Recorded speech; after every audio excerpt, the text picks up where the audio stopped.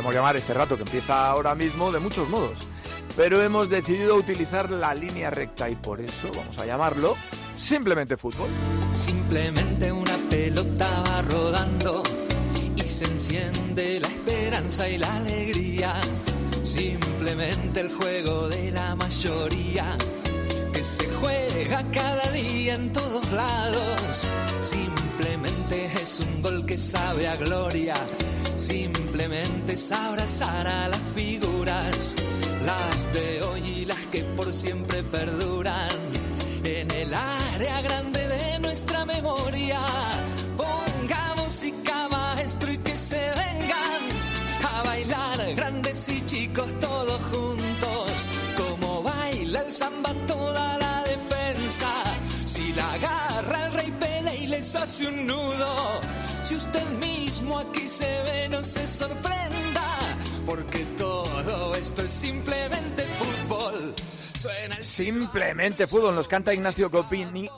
Copani es un argentino fanático de River que hace aquí un mosaico, un caleidoscopio de estrellas futbolísticas en su canción. No tiene reparo ninguno en reclamar a alguien que por encima de estrella de Boca Juniors es símbolo argentino como Diego Maradona.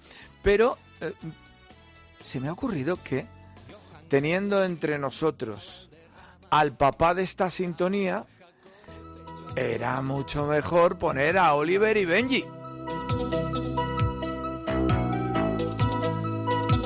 Porque con nosotros, con la Orquesta Canaro, los Cinco Magníficos, la delantera de Seda, los Leones, la Máquina, que están aquí a mi lado, José Luis García, Alfredo Relaño y Carlos Toro, el compositor de esto, era bueno hacerle un guiño, un homenajito. Allá van con el balón en los pies y ninguno los podrá detener. El estadio vibra con la emoción de ver jugar a los dos. A los dos solamente juegan para ganar, pero siempre con deportividad. Y no hay nadie mejor para la afición. Canten ustedes conmigo. Oliver, Benji, los magos del balón. Benji, Oliver, sueños de campeón. Benji, bueno, claro, Alfredo y José Luis están mirándonos con cara sorprendida. Yo era de los que jaleaban Oliver, Benji, Oliver. Año 92. Y Carlos Toro se sabe perfectamente la copla porque para eso la escribió él. ¿Cuánto te costó? Tampoco es un alarde de poesía. Bueno, me costó bastante. Porque, sí, te cuento porque... Os cuento, porque tenía que ser una letra, digamos, infantil, pero no estúpida. Y ya venían algunas rimas como afición, balón, gol, que ya venían dadas de fábrica. Pero el tener que hacer una letra sencilla, simple para niños, pero que no fuera idiota, tuvo su miga, ¿eh? Yo creo que me costó más que Resistiré. Porque Resistiré, pues era yo y salió, digamos, toda seguida. Pero esto fue un poco más complicado. José Luis, ¿tú sabes quién era Oliver y Benji? Sí, claro. ¿Te suenan? Sí, ¿verdad? Una serie muy famosa en los principios también, ¿no, Alfredo? de los 90. También lo he cantado porque canto muy mal. Tanto que una vez en misa en el colegio con 8 o 10 años me echaron cuando estaba cantando con Flores a María con tal entusiasmo que creían que era una cosa réproba. Y tuve yo que aclarar con flores que no era una cuestión yo de falta de fe. Exacto, que era entusiasmo. Oye, ¿no? Con flores a porfía. Que decíamos, ¿Qué es porfía? Qué madre nuestra es. Tú preguntabas que quién era Porfía. No, claro. Decíamos los chavales, con flores a porfía. ¿Quién será porfía? Decíamos, de niños. Oliver y Benji hacían jugadas mágicas extraordinarias, verdaderamente inverosímiles. Se paraban en el aire, luego aceleraban en el aire también. Pero es que cosas semejantes hemos visto en los mundiales. Esta hora que tenemos por delante va a hablar de eso, de las excepcionalidades maravillosas que los mundiales nos han regalado. He dicho que tengo aquí a la máquina de River, a los Cinco Magníficos, que en realidad son 3. Muñoz, Moreno, Pedernera. La Bruna ilustró. Moreno, la Brunello Stau. No, era... sí, Muñoz, Moreno, Pedernera. No, Moreno era por dentro, ¿no? Era Muñoz, Moreno, Pedernera, la Brunello Stau. La máquina. Que luego entra sustituyendo, estaba cedido a Huracán, Alfredo y Estéfano, que en Huracán ya le cantaban la de por ahí viene, socorro, que viene la saeta con su proporción a chorro. Bien, Alfredo, tu primer mundial, ¿cuál fue? El primer mundial fue el del 66. Yo me interesé por el fútbol justamente en septiembre siguiente al mundial del 62, del que tuve poca noticia, algo que ahora no me... En el 66 ya estaba yo, llevaba 3-4 años yendo al fútbol, se televisó completo, es el primero que se televisa por satélite en simultáneo a todo el mundo, porque había ya satélite. En el 62 venían, he sabido, las películas en avión, locutadas por Matías Prades, se ponían el día siguiente en la tele al que la tenía. Yo en el 66 todavía no tenía televisión, pero la tenía ya un tío mío. Para explicar a la gente, en el 60 no tenían televisión más que los muy ricos, los que ahora pueden tener un yate en Mallorca. En el 70 la tenía ya todo el mundo. Yo la tuve en el 68, pero había un tío mío, la tenía en el 66, y el primero que yo vi así, absolutamente todos los partidos, con 15 años ya, creyendo que tenía un juicio de conocimiento tal, fue el de Inglaterra. Me acuerdo de los primeros partidos, fue el de Suiza con Alemania, que Beckenbauer metió dos goles, uno desde fuera, otro llegando, magnífico. Ahí jugó España, que perdió el primer partido que vi de España, perdimos 2-1 con Argentina, metió el gol Pirri, que se le adjudicó, aunque no fue. Pirri lo que hizo fue cargar al portero, que era Roma, y se le cayó el balón dentro, pero se le dio el gol. Ese fue mi primer mundial. Bueno, yo ese mundial lo vi en la Meli. O sea que el CIR número 1 de Colmenar Viejo. Entonces quisimos ver el mundial, entonces nos dijo el capitán de la compañía: si hacéis una colecta entre todos vosotros y compráis un televisor, estupendo. Y recuerdo, esto es verdad, que por ejemplo Manolo Martín Ferrán, que hacía la mili con nosotros, el fútbol no le traía más, pero dijo: ¿cuánto hay que poner? 30 pesetas, 35, aquí está lo mío. Y entonces otro tipo que se llamaba Antonio Fraguas de Pablo, que luego fue conocido como Forge, dijo: yo trabajo en televisión, soy mezclador y nada, yo creo que si yo lo compro y tal, y dice: qué más da, ir con el dinero vale cualquiera, pero tuvo un par de días para comprarlo. Y entonces yo vi ese primer 5-0 que dices tú, me fijé ya en Beckenbauer, fue impresionante. Dijimos, madre mía, porque Suiza no estaba mal. Pero el primer mundial mío de niño y de radio fue el mundial de Brasil, y los nombres de Ademir, Cicinho, Obdulio Varela, porque mi abuela se llamaba Obdulia, entonces ese me quedó grabado. Lo oíamos por la radio al anochecer, porque las 5 o las 4 allí eran las 9 de la noche, las 10, y con mi padre, que era un gran aficionado al fútbol, nunca he olvidado. Probablemente no podría fijarlo, pero lo que era aquello. Y luego a España, cuando vimos aquel partido de España, la pérfida, el Billón, todo aquello, pues un chaval que lo recordaba. Y luego ya el 58 me hubiera gustado verlo, pero no me acuerdo que el día de la final de la Copa del Generalísimo, que entonces, que era Athletic de Bilbao, Real Madrid, que ganó Athletic Bilbao, era el mismo día de la final del Mundial, y yo iba con un amigo mío y yo le decía: a mí lo que me gustaría ver a Brasil con claro, no Francia. Se televisaba, era una cosa que pasaba en el otro lado del mundo a otra hora. Bueno, en el otro lado del mundo. Estaba jugando la final de los aldeanos. La final de los aldeanos, claro. Eso es. Y del otro lado la final de la Copa del Mundo. Yo me acuerdo de esa final, sobre todo de Gainza. El pelo blanco, parecía un hombre muy mayor. Todos los jugadores entonces parecían mucho más viejos, pero Gainza especialmente, con Franco, y ahí debe ser la frase famosa, mítica o legendaria, que a lo mejor no es verdad, que le dijo: bueno, Piru, hasta el año que viene. O le dijo el alcaudillo: hasta el año que viene. Pues la Copa la ganaba siempre el Athletic de Bilbao. Y eso luego hablé yo con mi amigo Alfredo Landa, que él pasó a Francia desde San Sebastián y vieron la final. Y vieron a Pelé y el 5-3. de Suecia. Eso era era el 58, que era el gran equipo de Brasil, y Pelé. Yo leía Escartín en El Pueblo, el diario Pueblo, y hablaba de Pelé, claro, un joven, 17 años, es una maravilla. Y luego con el tiempo hemos visto ese gol del sombrero que lo mete en la semifinal con Francia. Pero bueno, esos fueron. Y luego ya el primer mundial que vemos con retraso es el 62, con un día de retraso. Sabíamos el resultado. España había perdido con Checoslovaquia, pero bueno, lo veíamos. ¿Sabéis que Pelé y Garrincha no iban a jugar? Fueron suplentes al principio. Era Joel, que vino a Valencia. Sí.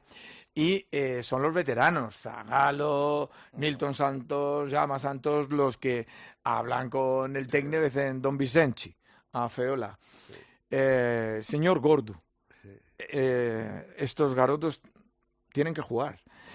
El psicólogo de la selección ya iba a Brasil con psicólogo e incluso había operado de apendicitis sin tener totalmente declarada para evitar un problema a algún jugador. Así era la selección de Brasil de ordenada. El psicólogo había dicho que Garrincha tenía una edad mental de 12 años y que no podía jugar, o sea que invalidado, y que Pelé, el médico de la selección, que no iba a poder soportar el esfuerzo físico inusitado con 17 años de un mundial. No, naturalmente. Tafini. Claro, todos estos. Estaba Babá de delantero, en fin, y Didi. Sí. Pero cambia todo para Brasil cuando desoyen esos consejos de los especialistas y dejan que jueguen, y son los que cambian todo. Jamás perdió Brasil un partido en toda su historia si jugaron juntos Garrincha y Pelé. El mío es el Mundial de Chile del 62, y por razones un poco infantiles, porque jugaba con Chile un tal Jorge Toro. Anda, muy bueno. Sí. Y entonces, claro. como mi familia paterna procede de Extremadura, yo me imaginaba a mis antepasados conquistando aquellas lejanas tierras, y yo consideraba a Jorge Toro algo así como mi primo, y yo iba con Chile. Claro. Yo me había sumado al deporte, Bamontes en el 59, las Copas de Europa del Real Madrid, los Juegos del 56 y del 60 en Roma, pero el fútbol de Mundial todavía no, el 58 para mí casi no existía. Pero con Jorge Toro, que además jugaba en el Colo-Colo, y a mí me hacía una gracia enorme que hubiera un equipo que se llamase Colo-Colo. Y yo consideraba a Jorge Toro como mi primo. Luego le seguí un poco la pista. Aquel entonces creo que fue el primer chileno que jugó en Italia, jugó en el extranjero. No sé si Sampdoria o Fiorentina, ya de eso no me acuerdo muy bien. Pero luego he visto que hay muchos toros de otras ganaderías en Chile. E incluso un reciente portero de la selección chilena, Carlos Toro, que compaginó la portería con Claudio Bravo. Sí. Y eso tiene mucha gracia, un toro y un bravo. Entonces, bueno, pero aquel Jorge Toro fue, digamos, mi despertar mundialista en el 62. Yo lo que no he olvidado nunca era el grito. Chi, chi, chi, le, viva Chile. Eso era el grito de guerra de allí. Marcó un gol en la batalla de Santiago, en aquel partido tremendo. Jorge Toro marcó uno de los goles. Y ahí España, acuérdate, bueno, perdimos con los dos finalistas, con Checoslovaquia y con Brasil. Sí. Luego además ganamos a México. Hubo algo muy curioso, estaba lesionado Pelé. Sí. Y jugó Amarildo. Claro, nos las prometíamos muy felices porque no estaba Pelé. Y sale un tal Amarildo y nos mete 2 goles. Pero ahí Adelardo metió un gol de... Sí, el 2-1 es una canallada. El gol anulado a Adelardo. Invitamos a todos 0-2, los radioescuchas a que ahora que podemos hacer esto en la radio, indicar, pasen ustedes por eso que se llama YouTube y busquen ese partido y busquen el gol maravilloso, hubiera sido el gol del Mundial, anulado a Adelardo. Para empezar, ese gol viene de una falta que le hace Nilton Santos a Collar dentro del área y el árbitro la saca fuera. En la película, Buscando, se ve perfectamente. La zancadilla dentro y luego Nilton Santos sale fuera, se pone así y el árbitro aprovecha la gatera y la pita fuera. ¿Y eso lo hubiera corregido el VAR? Sí, el VAR lo hubiera tenido que corregir ahora. Sí. Lo malo del VAR es que hace cosas casi peores, ¿no? Sí. Pero esa falta empieza por un penalti que sacan fuera y luego Adelardo mete un gol de tijereta y lo anulan. Maravilloso, es una chilena extraordinaria. ¿Árbitro comprado? Los árbitros, yo creo, no se compran. Los árbitros saben lo que hay que hacer para no estropear los árbitros que llegan lejos no son los que no se equivocan, si acaso, sino que si se equivocan no perjudiquen a la organización. De eso yo estoy convencido. Mirando los mundiales de España simplemente, nos ha ido mal, salvo el de aquí, que nos dieron hasta un penalti fuera del área, que como lo falló López Ugarte, lo hizo repetir el árbitro y lo tiró luego Juanito. Y en los demás mundiales que hemos andado jamás se equivocan, ni contra Brasil, ni contra Alemania, ni contra Italia, ni contra el equipo de casa. Salvo colisión entre algunos de ellos. A Italia la frieron contra Corea, a nosotros nos frieron contra Corea, pero luego ya Corea, Alemania en semifinales ya le habían llevado bastante. Pero creo que los árbitros, sin que nadie les diga nada, ya saben que tienen que evitar que pase algo y que si pasa algo no sea por mi culpa. Si pierde el que no tiene que perder, por lo menos Yo no he tenido la culpa, ha tenido la culpa él. ¿Y el VAR, pensáis, es colaborador también en esa política de alta diplomacia masónica? Yo creo que tiene esa caída. Como también ahora hay cada vez más remango de que si es mano así, si es mano aquí, y el reglamento pues lo hemos cambiado hace un mes, esta A no era una A, sino era una E, la pierna que va, no ha ido, ha querido, la mano ha ido, no sé qué. Este mundial con VAR, vamos a ver qué pasa. Ya hemos tenido uno. Sí, pero ahora ya está más consolidado. Ya el VAR no es lo que era. Es más difícil dar un penalti fuera del área o meter un penalti en el área. Sacar un penalti del área. Pero sigue habiendo un remango, yo creo. Sigue habiendo esa caída, porque a la organización, hay gente que puede más y gente a la que se mira y dice, bueno, que siga. O sea, ¿tú crees que existe el frame mágico, no? Sí. Ese microinstante en el que un tío que está en una pantalla decide cuál es el que conviene. Este frame va para atrás, este frame tiene va para el reflejo condicionado. Yo creo que tiene el reflejo condicionado de que si pasa algo malo, que no sea por mi culpa. Ya. ¿Sabes lo que te digo? Si pasa algo malo, que sea por culpa de ellos. Pero no voy a ser yo al que le echen la culpa de que Alemania o Brasil ha quedado fuera del campeonato. Entonces, España no significaba nada en Chile y Brasil significaba mucho en Chile. Aparte de eso, era campeón. Cuando yo leí en el banco, en el diario Marca, los que iban a Chile, yo me pareció un disparate y yo era un chaval, nada. En el banco quiere decir donde trabajaba, no en la esquina del retiro. Que estabas en el retiro. En Ibiza, como es el príncipe del retiro, puede pensarse, pero José Luis García trabajaba en un banco familiar. Y además toda la chavalería allí, todos éramos muy futboleros y vimos que jugaba Segarra. Pero, joder, dijimos, pero ¿y esto? Y jugaban todos los mayores, jugaba Puskás, jugaba Di Stéfano, gracias. Dijimos, pero ¿y este equipo? Fíjate que cuando sacan a los jóvenes al Athletic Bilbao, tenía un central que era estupendo, que no lo habían sacado. Garay. Echevarría. Echevarría, claro. Todos estos, y sale Adelardo y todos, aquello se respiraba de otra manera. Pero es que yo creo que la selección fue muy mal llevada. Llevaron a gente que ya no funcionaba. Y ha pasado muchas veces. En el 66 lo mismo. Llevaban a gente que ya estaba un poco, que había cruzado. Y había que sacar otra vez gente nueva, como la sacamos contra Alemania. Y otra vez Adelardo jugó muy bien y se lesionó ese día. Pero siempre ha pasado eso, que no van los que deben de ir de verdad al Mundial. Empieza un Mundial. Los Mundiales son jalones inolvidables, ¿sí? Y sobre todo para los que se inician. Esos chavalines que van a ver su primer Mundial o que van a ver su primer Mundial con ojos críticos. Es decir, vieron el del hace 4 años, pero esta vez van a tener ya su propia opinión. Estos señores que están aquí conmigo conocen muy bien la historia de los Mundiales desde que Uruguay... Es increíble lo de Uruguay y sus éxitos futbolísticos.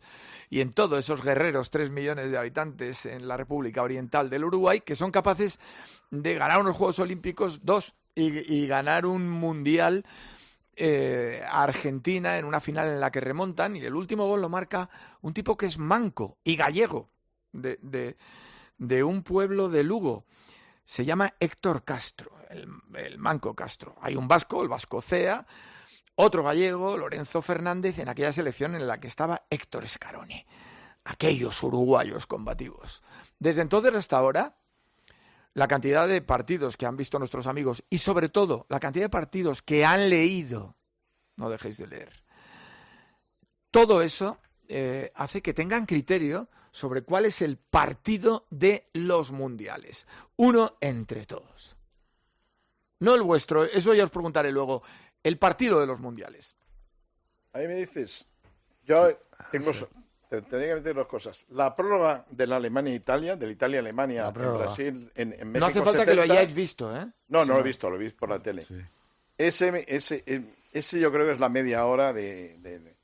Luego a mí me fascinó mucho el Mundial de España, me gustó mucho, me pareció muy importante el Italia 3, Brasil 2, con lo que tuvo... Paolo Rossi, que venía de estar 2 años suspendido, había jugado el Mundial de Argentina ya bien, pero ya había acabado la suspensión. Había jugado 3 partidos de vuelta a la suspensión. Bearzot se empeñó en llevarle. Italia pasó llorando la fase de clasificación con 3 empates. Sí. Rossi no marcaba al principio. No había marcado ni en ninguno de los 3 partidos ni en los octavos. Bueno, las críticas en Italia eran feroces y además de dónde venía Rossi. Venía de no jugar... sancionado por apuestas. Claro, porque estaba envuelto en los del... Eso fue uno de los escándalos que pasa en Italia. De repente, un día, en medio de una jornada de liga, simultáneamente entra la policía en todos los campos de primera y segunda, se lleva En total, 33 jugadores a los que estaban de suplentes en el descanso, a los que cambiaban según les cambiaban, y a los que acababan según que acababan, fue simultáneo para que no se quede.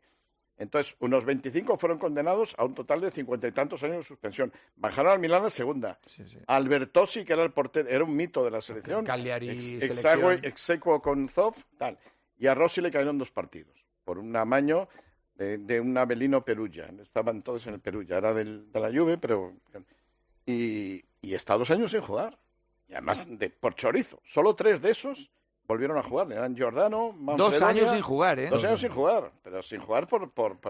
Entonces, Beasol le tenía mucha fe, se empeñó en llevarle, dejando fuera a Prusso, que era el Pichichi, vamos, el capocannoniere de Italia, del Roma, y lo lleva, y la prensa italiana, aquí me contaban en Galicia, 3 partidos seguidos empatados, 1-0 y 2-1, luego juegan los octavos y tampoco marca, y en cuartos de final en Brasil, donde ya se les veía liquidado, y todos estábamos enamorados de Brasil, en Barcelona, con aquella media que eran Falcao, Sócrates, Toniño, Cerezo y Zico, que era una maravilla. Qué locura. De repente ganan 3-2. Ese me parece que es un partido que fue una... Y los 3 de Rossi, que luego mete 2 en la final y 1 en la final, y en 6 días pasa de ser un reo a ser un héroe nacional, a ser inmortal. Pichichi del Mundial, mejor jugador, Balón de Oro de ese año. Y bota de oro. Bota de oro del campeonato, claro. Sí. Pasa en 6 días, eso fue un milagro de esos que...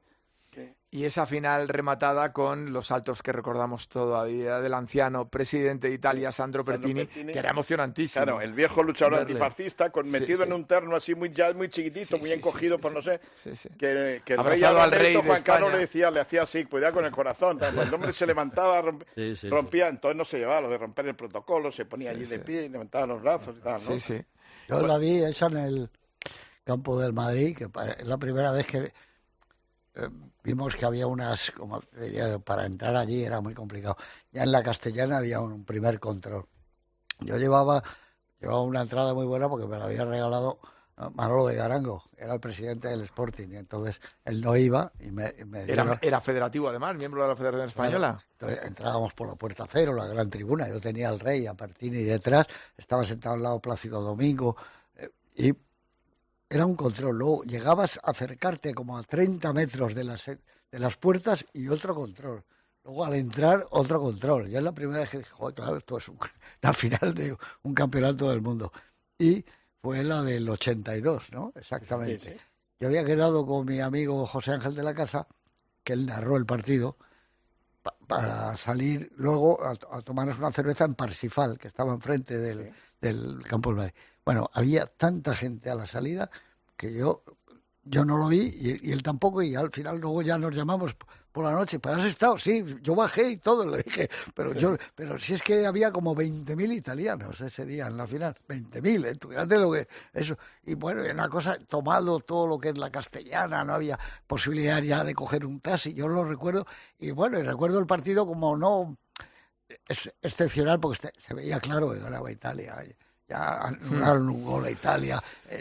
Tenía salió derrotada Alemania. Otra chispa. Alemania, es verdad. Alemania venía muerta del partido de la semifinal en Sevilla, que había sido cuando este hombre... Con Rusia. Como el Cid. No, con Francia. No, con la brutalidad de Schumacher es el Batistón. Claro, cuando este salió después de muerto y metió 2 goles, ¿te acuerdas? Sí. Madre mía. Yo, mucho tiempo después, me encontré a Pertini y al rey de España, Juan Carlos, y me dijeron, joder, teníamos delante a Garci. No, pero es verdad, porque si no, yo no hubiera podido. No había una entrada, ¿eh? No te creas que era muy fácil entrar a ver una final. Yo he visto algunas finales. Yo estuve en el campo también ese día. Fíjate, tanto me lié que conseguí 6 entradas. Pero... Fui con mi padre y conseguí 4 para mí. El que nos ha dado sus 2 partidos, ha sido Alfredo, pero tú has hablado del partido que le gustó a Alfredo y Carlos todavía no ha dicho nada. Yo os pregunto por vuestro partido. El partido de partidos. No, el partido para mí del Mundial fue, porque es la primera vez que yo vi una final de un Mundial en directo por televisión, es Inglaterra-Alemania. El arranque con los 2 himnos más bonitos que hay, que es el Dios salve a la reina, y el otro, el Über alles. Über alles, sí, que depende cómo lo cantes, Deutschland, Über alles. Sí. Bueno, era Wembley, el Wembley de las Torres Gemelas, a reventar. los ingleses de rojo, 4 goles, 4, la prórroga, el gol que no entró, bueno, eso fue... y luego Beckenbauer, que jugó de una manera imperial, y Bobby Charlton, imperial, fue impresionante. Yo creo que es uno de los mejores partidos a nivel de tensión, de fútbol, de jugadas. El mío es, en el 82, el Francia-Alemania. Yo soy muy francófilo, muy de cultura francesa. De Sevilla, claro. Semifinal, sí. Y yo estaba enamorado de la línea media de Jean Geny, Giresse, Tigana, Platini. Y Luis Fernández. Y Luis Fernández. O sea, yo estaba... Aquí jugaban como Los Ángeles. Y aquel partido, 1-1, luego 3-3, la prórroga 5-4, que gana Alemania. Pero ese partido me resultó, por esa devoción mía hacia esos jugadores y mi francofilia... Ese era así, a bote pronto, nunca mejor dicho, es el partido de los mundiales que yo recuerdo más. Pues yo no lo recuerdo más que a través de la literatura y todo lo que nos ha podido enamorar aquella historia.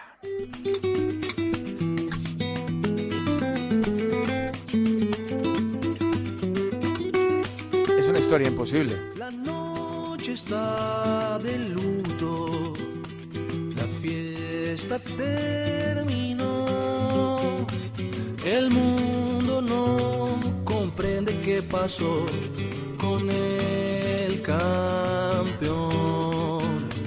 La calle está desierta, el sueño se perdió, el llanto de un borracho es un montón de maldición. Cuida los palos, Barbosa, del arco del Brasil. La condena de Maracaná se paga hasta morir. 16 de julio de 1950, bien entrada la tarde, 200.000 personas abarrotan el Estadio Central de Río. En Maracaná, el extremo Guiglia rompe la banda derecha y con un punterazo bate por debajo de su cuerpo, pasa el balón a Barbosa. Barbosa es un lamento de ahí, al final de su vida, y es una canción esta de un uruguayo que se llama Tabaré Cardoso, donde recuerda dramáticamente lo que pasó. Es el drama del fútbol, el drama de la historia del fútbol. Hay suicidios, se nos cuenta, no solo en las calles de Río, en todo Brasil, pero más de un centenar de personas deciden quitarse la vida por el disgusto insoportable de que la selección, que no era canariña, que no era verde amarela, que era azul y blanca, blanca y azul, y que pierde sus colores para siempre ese día porque es mufa. El color ese ha sido gafe finalmente y cambian, ¿qué diría Luis Aragonés?, al amarillo victorioso. Maracanazo. Sí, bueno, se hizo un concurso nacional para cambiar el uniforme. No me acuerdo el nombre del que lo ganó, pero era uno muy del sur, de Brasil, muy del sur, Río Grande do Sul, gaúcho, que era incluso Uruguay, era pro Uruguay, y ese fue el que lo ganó. Había que meter los colores de la bandera de Brasil, se pedía, y ese fue el que inició, el que combinó el amarillo con el verde tal y el azul en el pantalón, ¿no? ¿Habéis estado en Maracaná vosotros? Sí. Bien. Sí.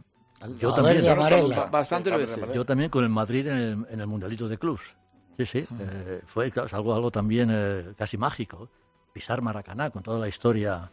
Pero ¿cómo debió ser lo de aquel partido, ¿no? Yo he hablado con algunos periodistas uruguayos. Tengo un par de biografías de Obdulio Varela y parece ser que es cierto, que no es leyenda, que cuando le meten el gol a Uruguay, no en la final, porque era el último partido, pero no era la final de los dos, era una liguita de 4 y el último partido. Y a Brasil le valía empatar, por cierto. Pues este cogió el balón y ya, más o menos llamó a estos, se acercaron y les dijo: vamos a reventar a estos japoneses. O sea, pero a mí me ha indicado por qué le llamó japonés a los Bueno, brasileños. Podría claro, haber dicho japonés que decir el que no sabe jugar al fútbol. Sí, pero dijo, oye, me extrañó. no solo era una forma de hablar, yo creo que era añadir despección también. Se va al linier y con el asistente, con el juez de línea, habla en camelo, como si fuera chiquito de la calzada. No se entendían, eran idiomas distintos. Lo único que quería era parar el partido. Entonces él se pone a el farsante del gallego, que también era de origen gallego, Obdulio Varela, a hacer pasar el tiempo. Y cuando vuelve les dice a sus compañeros: aviso del griterío, no importa, todos estos son de palo. Hay algún libro que se llama así. Son de palo. Bien, Pero de afuera después son de del palo. gol, le preguntan al final del partido a Guilla, después del gol, ¿qué sintió? Y dice, claro, muchísima alegría y asombro, porque no se oía nada. El silencio era estremecedor, muchos años después. Era sepulcral, porque aquello fue una muerte. En 2013 se llena el Estadio Centenario de Montevideo. 60.000 personas en el Estadio Central de los Triunfos uruguayos. En el medio del campo, Guiglia nonagenario. Su camiseta, la suya, con el número rojo sobre el azul celeste, el 7 a la espalda. Pasan las imágenes. Y en el momento del gol, 60.000 uruguayos y el resto por todo el país conectado en televisión, cantan el gol de Guilla y llenan de alegría el sonido que le faltó a Guilla en el gol de Río. Vale, y una cosa curiosa, que cuando se celebra el éxito y sale todo Montevideo, pues son 3 millones los uruguayos entonces, y en Montevideo pues lo que fueran, 500.000, y hacen lo de siempre, lo que llaman la rúa y estas cosas. En un momento determinado, Obdulio Varela, que va con una gabardina cubierta y tal, desapareció y no quiso estar. Qué genio, ¿eh? Tengo leído que No tengo que estuvo, buscar que se después fue. del partido Obdulio Varela tuvo un cierto sentimiento del dolor que había provocado, y esa noche se va él solo a pasear por la calle y se mete en un bar a soplar y se encuentra con unos noctívagos de tal y ejerce y tienen ahí una conversación de solidaridad. A él no le parecía decente estar tan contento porque se había dado cuenta del trauma que había. Claro, eso se tuvo que percibir, se tuvo que caer como un aire pesante. Y él tenía una mezcla rara, le pesaba más esa cuestión que la gloria de haber ganado la Copa del Mundo. Ese es el partido de los mundiales, el que habéis elegido de los mundiales. Pero vuestro partido, el que recordáis por cualquier otra cosa distinta, especial. Hombre, yo creo que hay algunos. No sé, yo, ese de Francia-Alemania, indudablemente, la prórroga del 70, de Italia-Alemania, pero no sé. Fíjate qué grado extremo de patriotismo desvela Carlos Toro, que ha visto a España ganar un mundial y está pensando en una prórroga del Luxemburgo-Malta. No, es que a mí me gusta mucho el fútbol, pero no tanto como a vosotros, quiero decir. Yo soy futbolístico, no futbolero. A vosotros también sois futbolísticos, pero no tengo esa sensación de vivirlo no, apasionadamente. Tengo sobre todo de jugadores, pues ese bobichato. Va a salir el balón a alguien que lo ve totalmente al revés. Yo no te podría decir la final de España en Sudáfrica, que por supuesto, además estuve en el campo, pero no fue el partido de España que más me gustó de ese tiempo. Me habían gustado más los de la Eurocopa anterior y me gustó más el de la final siguiente, ¿no? El partido que yo más me alegro de haber estado allí fue el Argentina 2, Inglaterra 1 de México.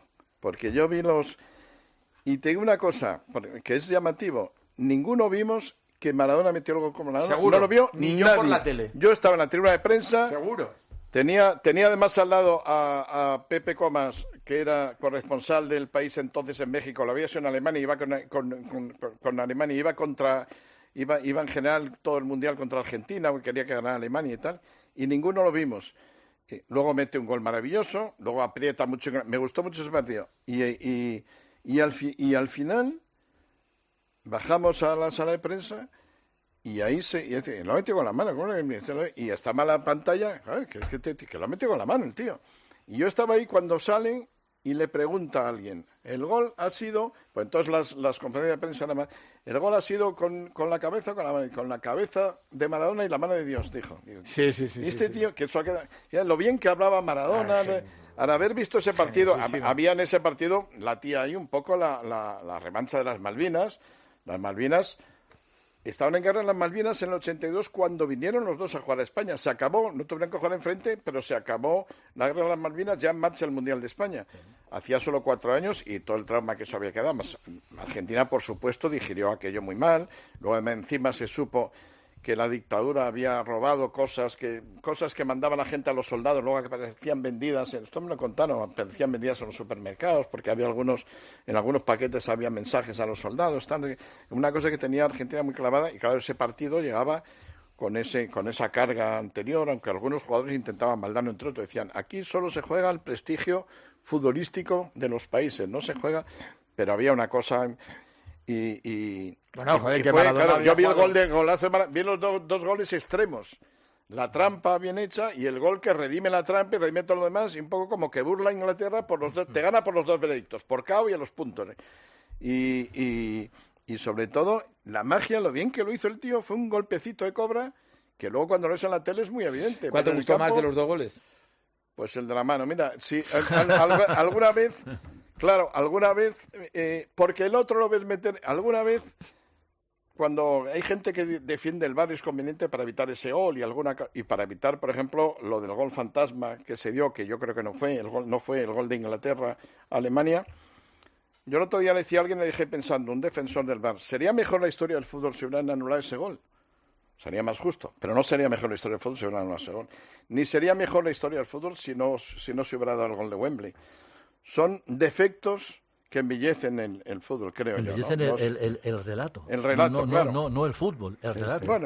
Bueno, embellecen a mí me gusta más. Si ese gol se anula, pues nos hemos olvidado de todo. Este chorizo ha metido un gol con la mano. Yo estoy con Alfredo. A mí me parece que el fútbol tiene que tener ese punto distinto de heterodoxia. Defendiendo la injusticia porque embellece el No, es que la vida, futuro. es que forma... Mira, en ese mundial tuve una conversación que me gustaría que hubiera estado grabada con un señor que se llama Harry Cavan. Había sido árbitro y había sido presidente de la Federación Irlandesa y era miembro de International Board cuando aquello era.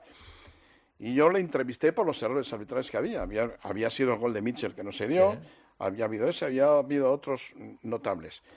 Y él me decía, usted se equivoca, el árbitro no se equivoca, no lo enjuicia bien, el árbitro no se equivoca nunca, porque el árbitro entre el campo y Dios solo está el árbitro, ¿no? El árbitro, digo, bueno, pues está bien, porque además, pero si aún así se equivoca, pues, y es injusto, decía, es verdad que es injusto, pero forma parte de la vida. Usted puede hacer muy bien su campo y trabajar mejor que el vecino, pero y el granizo a lo mejor le cae al de al lado, el granizo le cae a usted y no al de al lado, y por eso el fútbol es bonito, porque forma parte de la vida y está integrado. Pero que con el debate que es para otro día nos quedamos sin conocer los partidos y el partido. El granizo es incontrolable, el otro no. Yo soy un poco como Carlos. Yo nunca he gritado en un campo de fútbol, o sea, me gusta mucho el fútbol. No creo que sea futbolero, soy más, como dices tú, futbolístico, pero hombre, a lo largo de unos mundiales que has visto desde que eres un niño, hay muchos partidos buenos. Recuerdo, por ejemplo, un partido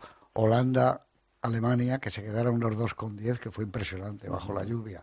Recuerdo España ganar en una semifinal a Rusia. Joder, yo no he visto jugar España mejor en Eso fue Eurocopa. Es que eso fue Eurocopa. Verdad, fue una Eurocopa. Fue Alemania también un gran partido, el gol de Puyol de cabeza, ¿te acuerdas? Bueno, claro. En la semifinal también partidazo. Sí, tienes tu razón, fue la Eurocopa. Yo creo que es lo mejor que ha jugado España. Para el Museo del Prado, para colgarlo en el Museo del Prado. Estoy de acuerdo, el mejor partido que ha jugado España. Y está Querétaro. Sí, Querétaro. Pero de mundiales yo recordaría uno porque eran 2 selecciones excepcionales. En el 74 bajo un torrente de diluvio, fue la naranja mecánica a Argentina, la masacró. Argentina, que jugaba jugadores excepcionales, Ratón Ayala. Heredia. Pero fíjate, Heredia, pero es que aquello de Cruyff y todo esto fue impresionante, el Resenbrink. Yo recuerdo bajo el diluvio una velocidad de juego, de pasarse el balón, después, madre, bueno, y luego lo que es el fútbol, ¿no? Pierdes el Mundial. Sí, eres el que mejor juega, sin ninguna duda, pero ese entendimiento del juego... Aquella final tan misteriosa, es la final más misteriosa de la historia de los Mundiales. No fue Holanda, es una cosa muy rara aquel partido. ¿Cuántas veces lo hemos visto? ¿No? Eso que se dice el pozo, el haber vivido más finales, el tener esa tradición ganadora. Es que Alemania venía cargando la escopeta desde hacía muchísimo tiempo. Hay un partido que también está en la historia de los mundiales, que es el partido contra Hungría. Hungría venía de hacer, pero no en ese mundial, años, había pasado por Wembley recitando la obra maestra del balón con Puskás de emperador, que era el mejor jugador del mundo. Bueno, un jugador 7 claro, un jugador todoterreno. Y sin embargo pierde la final. Sí, estaba Puskás lesionado. Bueno, estuvo lesionado todo el tiempo y volvió a ese partido. Pero es que al minuto 1, sin haber tocado ningún alemán el partido, ya ganaba Holanda 1-0 de penalti, ¿te acuerdas? Sí. ¿No? Eso en el anterior. Ganaba Alemania. Estamos hablando ya de la Hungría-Alemania. Ganaba Holanda, sí, lo mencioné. Un partido misterioso, pero el que tú dices, fíjate tú, ¿para qué? Ahí Puskás se lesionó en la fase de grupo, le lesionó Liebrich, que era el central alemán, le pegó muy fuerte, yo he visto esa... Y no vuelve hasta la final y seguramente no estaba del todo en condiciones. Estaba muy embarrado. Digo, llovía mucho. Adidas inventó entonces los tacos recambiables. Y entonces se podía poner tacos más largos y les sirvió. Ese fue el gran fuerte de Adidas. Que sabes que eran dos hermanos que salieron a tiros. Los hermanos Dassler. Uno hizo Puma como el otro hizo Puma como escisión y tal. Y cabrón endemoniados, ¿no? Y Alemania salió con tacos más largos, Hungría se resbalaba y a Hungría se le hizo largo. Hay un libro, el mejor libro prácticamente que yo he leído de fútbol es Sucedió en Suiza, de Antonio Valencia, que escribió en Marca, y es la narración de ese mundial y las crónicas partido por partido. Y cuenta muy bien el dramatismo de esa final, cuando, claro, a Hungría se le hace largo el partido. Ganando 2-0. Ganando 2-0. Eran más fuertes, más tal. Los ojos dilatados de los alemanes. Se habló de dopaje. Bueno, se pusieron azúcar, creo, luego. Walter. Entonces no estaba prohibido. Luego salió que se habían inyectado azúcar o algo así. Bueno, todo el mundo tiraba de cosas que no sabía muy bien si eran estimulantes o era superchería. Es que Scopelli cargaba de oxígeno con bombonas a los futbolistas del Español en los descansos y ganaron 5 partidos seguidos y aquello era la piedra filosofal. Pero es verdad que se metían pirulas durante un tiempo y que habría que estudiar el índice, por ejemplo en Italia, de números extraordinariamente superiores a la media de esclerosis lateral amiotrófica en futbolistas o de problemas de Alzheimer y demencias seniles en muchos jugadores, España incluida. Y es porque, como dice Alfredo, la farmacia estaba abierta. No había ningún tipo de restricción. No había restricción porque no había antidopaje. Ni de análisis, claro, no había antidopaje. Claro. No se sabía, además que era una cosa un poco artesanal y de valentía del médico, esto tal. Los médicos al mismo tiempo, algunos en alguna ensoñación científica, pues pensaban que esto no sé qué, y hasta que se fue comprobando. Sí. Mira, sin salirnos más tiempo de esto, en el ciclismo la vez que se detectó murió, me parece que 12 o 14 ciclistas de un equipo holandés amateur en la misma noche, porque la EPO te espesa la sangre. Sí. Y de noche... Y entonces murieron una noche 10 o 12. Algunos tal cual, porque les había puesto una cosa que era muy buena para tal, pero no calibró. Tom Simpson murió. Tom Simpson murió subiendo un puerto, había tomado coñac y había mezclado con casi varias efedrinas y que murió en directo en una etapa que se vio del Tour de Francia, la etapa del Puy de Dôme. Me parece que es la etapa en la que Anquetil y Pulidor, esa imagen que se ve que se cargan de costado en esa etapa. No sé por qué le recuerdo con Rudi Altig en mi memoria infantil, los dos juntos. Pero tú sabes esa foto que hay que Anquetil y Pulidor se cargan ahí, que esa etapa la gana Julio Jiménez, segundo es Bamontes y los dos entran, Pulidor tercera, yo creo que fue en esa etapa en la que se desplomó Simpson. Esa Oye, foto la tengo en volviendo a la final esa... Que es a lo que hay que volver. De la lluvia, esas fotos que hay en blanco y negro, bueno, es impresionante, de ser heroico, todo eso. Nunca he olvidado yo, has citado Scopelli, escribió un libro muy bonito. Hola, mister. Que por muy bueno que sea un jugador, si no está bien, no está lesionado, no lo saques. Y eso ha pasado no solo con Puig, muchas veces. Tú y yo sabemos que el Atleti jugó en Lisboa con el delantero que no estaba bien, claro, pero ha pasado muchas veces con muchos equipos en muchos partidos claves. Si no está bien... Y descargas al equipo, es verdad. Claro, y es un error. Descarga de fuerza al equipo, le quitas energía, claro. Sí, esto es tremendo. Lo de el debate en el último momento, el partido en el que tienes que alinear 11, esa cabecita del entrenador, Alfredo, tú que has hablado con tantos. Claro. El que es importante, pero no sé si está o no está, él te dice que está, porque él quiere jugar. Buscas ese día. Buscas ese día, aguantó media hora. Él. Claro, decide él, y él era un semidios. Y marca un gol, ¿eh? Y marca un gol, sí, marca un gol al principio. Pero él está para media hora, y no había cambios. Claro. Ahí dices, ¿saco a este para media hora o saco a Demos un salto en el tiempo, aunque si convenzo al ministro del Interior, que es Evia, a lo mejor tenemos alguna hora más a lo largo de este Mundial, pero por si acaso no sucediera, me gustaría saber vuestro pronóstico, que quizá no lo sea, que sea vuestro pálpito, sobre cuál de las elecciones que pintan bien veis como campeona del mundo en 2026. Carlos. Bueno, yo, España quizás. Yo veo a España y a Francia, pero España tiene mayor equilibrio. España puede responder tácticamente a la táctica adversaria. España tiene muchos recursos, muchas formas de jugar un partido. Yo creo que en ese sentido es mucho más versátil que Francia, o bastante más versátil, y yo no por patrioterismo en absoluto, pero yo creo que España para mí es la favorita. Yo no me atrevo a decir, es un mundial encima tan largo, cada vez vienen más cargados de partidos todos los jugadores, y esta vez vienen más, y hay poco corte. Desde luego veo a España entre los candidatos. Sí. Siempre tengo un miedo ancestral a Alemania y a Brasil. Pase lo que pase, estén como atávico, porque no lo están demostrando en los últimos mundiales. No lo están demostrando, pero es como cuando empieza algo, siempre tengo un miedo atávico a ellos y veo muy bien a Francia, pero la verdad es que no me atrevo. Me hace ilusión sentir, que esto generalmente no lo sentíamos, que España está entre los candidatos.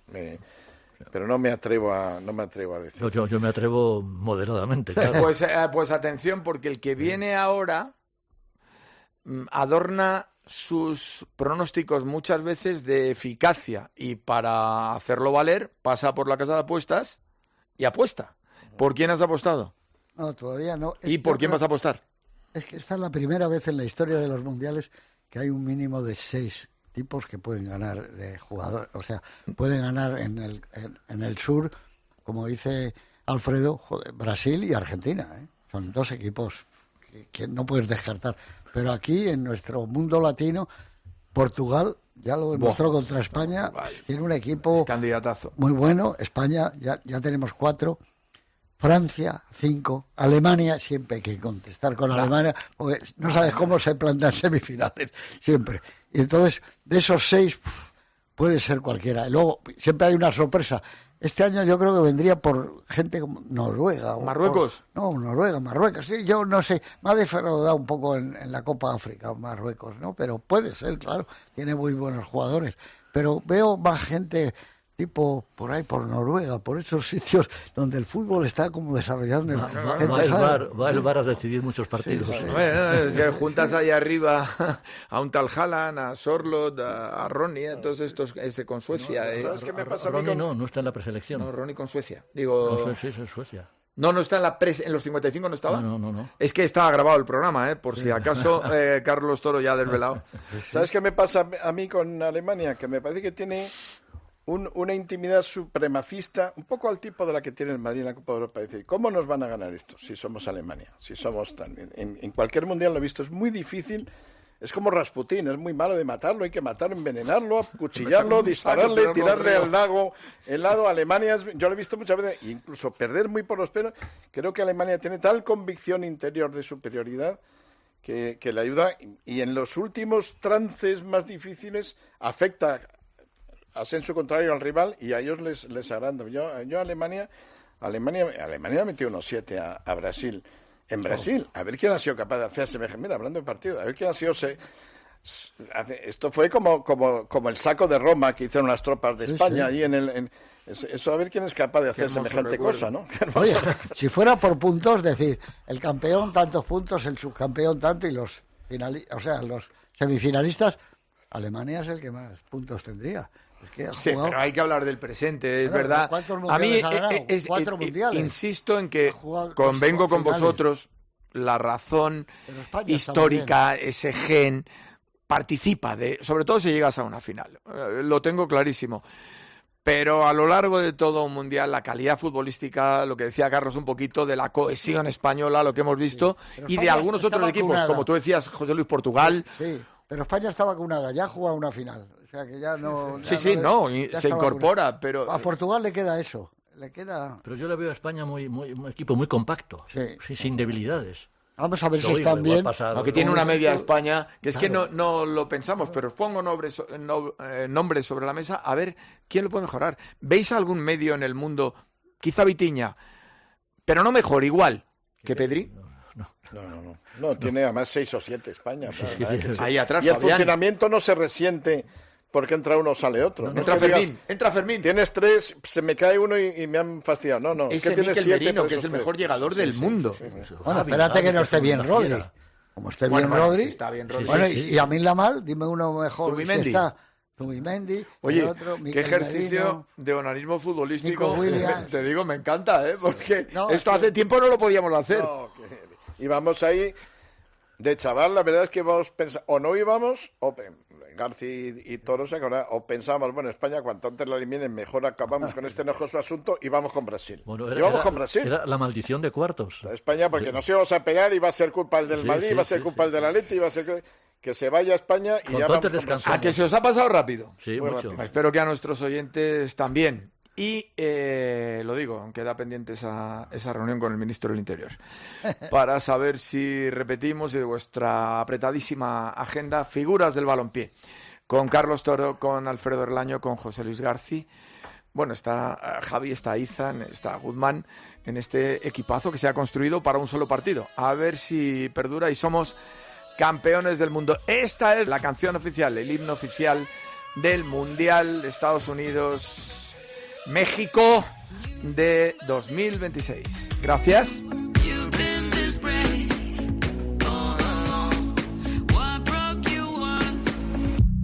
Strong.